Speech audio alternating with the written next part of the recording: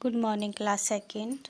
आज हम करेंगे हिंदी व्याकरण पाठ नंबर 2 और पाठ का नाम है वर्ण विचार। स्टार्ट करते हैं। हम कुछ भी बोलते हैं तो हमारे मुंह से कुछ ध्वनियाँ निकलती हैं। ये ध्वनियाँ कुछ अर्थ रखती हैं। इनसे दूसरे व्यक्ति को हमारी बात आसानी से समझ में आ जाती है।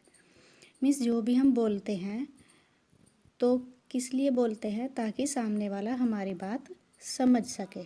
तो जो हमारी बोलने की क्रिया है, जो भी आवाज़ें आती हैं उसको हम ध्वनि कहते हैं शुद्ध हिंदी में।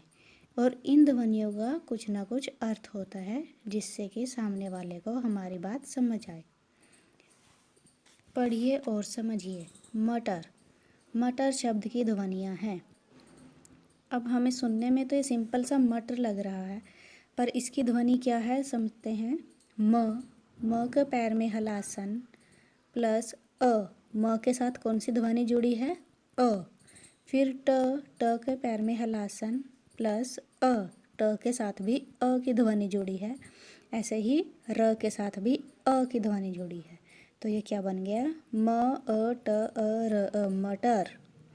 सेकंड देखिए, जहाज। जहाज शब्द की ध्वनियाँ कौन सी हैं, ज के पैर में हलासन प्लस अ। आगे देखिए, ह के पैर में हलासन प्लस आ। क्योंकि यहाँ पर आ की मात्रा है तो यहाँ पर ह की ध्वनि क्या है, आ। प्लस ज प्लस अ, तो ये क्या बन गया, ज अ ह आ ज अ।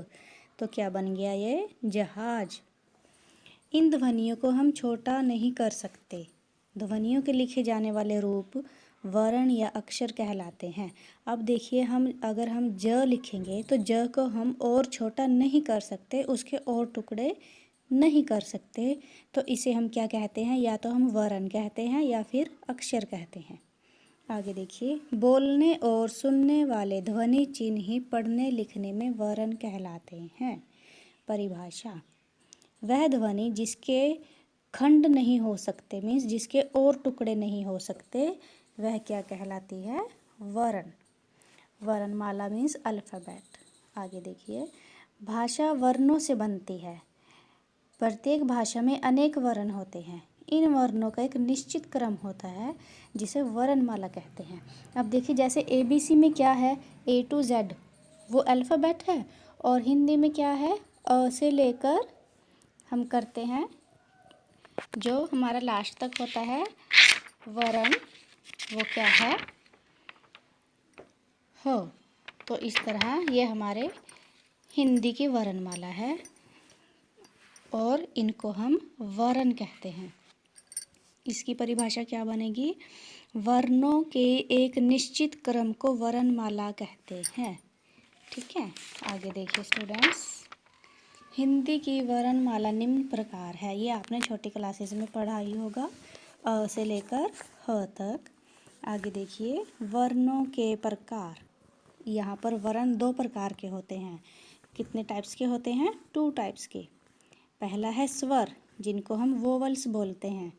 सेकंड है व्यंजन, जिनको हम कॉन्सोनेंट्स बोलते हैं। वोवल्स कौन कौन से हैं हिंदी में, अ आ ई उ ऋषि ए ओ अंग। ठीक है, जिसमें हमारी जो जीभ है वो बीच में रहती है, ना तो वो ऊपर वाले हिस्से में लगती है ना ही नीचे वाले। तो जिन वर्णों को हम हमारी जीभ बोलते समय बीच में रहती है हमारे मुंह में, उसको हम क्या कहते हैं, स्वर। आगे देखिए, स्वर कितने होते हैं, 11। ठीक है, आगे देखिए व्यंजन। आगे हम व्यंजन के बारे में पढ़ते हैं। क ख ग घ ड। तो यहाँ से लेकर ये म तक हमारे सारे क्या हैं, व्यंजन। जिन वर्णों को बोलने में स्वर वर्णों की सहायता ली जाती है वे व्यंजन कहलाते हैं। शुरू के 25 व्यंजनों को 5 वर्गों में बांटा गया है। इन्हें स्पर्श व्यंजन कहते हैं। ये निम्नलिखित हैं। क वर्ग के व्यंजन। देखिए, अब हम पहली लाइन पढ़ते हैं, क ख ग घ ड। ठीक है, इन सब में क की साउंड आती है। आगे देखिए, च वर्ग, च छ ज झ न, तो इसमें च की साउंड आती है। तो इस तरह ये 5 वर्गों में बांटे गए हैं। आगे देखिए, इनके अतिरिक्त हिंदी में निम्नलिखित वर्ण और आते हैं। ये देखिए आगे 8 वर्ण और हैं जो हिंदी में आते हैं। ये हैं य र ल व श श स ह। आगे देखिए ड व ढ अतिरिक्त व्यंजन है, मीन्स इनका बहुत कम प्रयोग होता है। आगे देखिए स्टूडेंट्स, पेज नंबर 11, संयुक्त व्यंजन। संयुक्त मीन्स जो दो व्यंजनों को जोड़कर बना है उसे हम संयुक्त कहते हैं। ठीक है। निम्नलिखित वर्ण संयुक्त व्यंजन है। क्ष, इसमें देखो किसकी साउंड आ रही है, क और श की। आगे है त्र, त और र की साउंड आ रही है तो ये क्या बन गया, त्र।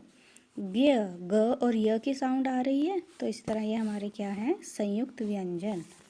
आगे देखिए, संयुक्त व्यंजन निम्नलिखित वर्णों के मेल से बनते हैं। क्षमा, कक्षा, पत्र, मित्र, ये हमें क्या है, संयुक्त व्यंजन से बनाए गए कुछ यहाँ पर शब्द दिए गए हैं। ठीक है। आगे देखिए, नीचे दिए गए चित्रों को देखिए, उनके नीचे लिखे शब्दों को पढ़िए। अंगूर, पतंग, संत, जंगल। तो इनमें कॉमन बात क्या है, इन सब के ऊपर एक बिंदी लगी है जिसको हम अनुस्वार कहते हैं। ठीक है। आगे देखिए, इस बिंदु को अनुस्वार उसके पूर्व के वर्णों के ऊपर लगाया जाता है। अनुस्वार का उच्चारण नाक से होता है। ठीक है ना। तो ये न की साउंड में आता है, जो हम बिंदी लगाते हैं वो किसकी साउंड होती है, न की, जो नाक से आती है। आगे देखिए, इन्हें देखिए और पढ़िए। दांत, चांद, आंख, मुंह, इन सभी शब्दों में चंद्र बिंदु का प्रयोग किया गया है। इसे अनुनासिक कहते हैं। अनुनासिक का उच्चारण नाक व मुंह दोनों से होता है। तो यहाँ पर अनुस्वार का जो हम करते हैं उच्चारण वो नाक से होता है, और जो अनुनासिक है, चांद बिंदु है, उसका उच्चारण नाक और मुंह दोनों से होता है। ठीक है स्टूडेंट्स। आगे देखिए, पेज नंबर 12, व्यंजनों के साथ जुड़ने पर स्वरों का रूप बदल जाता है, उन्हें मात्रा कहते हैं। अब आगे हम मात्रा हमने सीखी थी ना छोटी क्लासेस में, छोटी की मात्रा, बड़ी की मात्रा, वही दी गई है यहाँ पर।